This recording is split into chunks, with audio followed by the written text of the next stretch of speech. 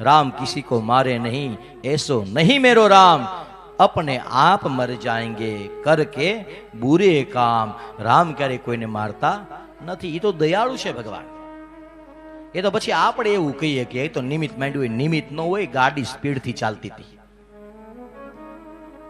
નિમિત્ત એવું નહોતું, તમારું જીવન મર્યાદાની બહાર વહી ગયું હતું।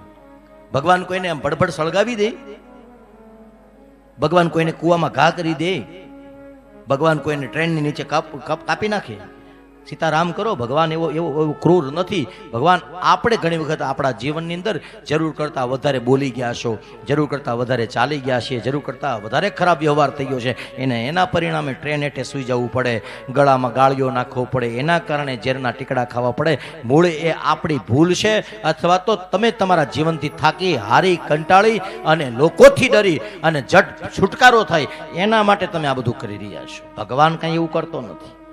તમારી ઉપર દુઃખ આવે, તમારી ઉપર આફત આવે, સંકટ આવે, એ સમયે તમે હારીને આત્મહત્યા કરો છો તો તમારું શરીર મરી જાય છે, તમારા સંકટો નાશ પામતા નથી। એ તો જ્યાં જન્મશો ત્યાં પાછા મોર થઈ ગયા છે કે ભૈયા હું અહીંયા ઊભો છું।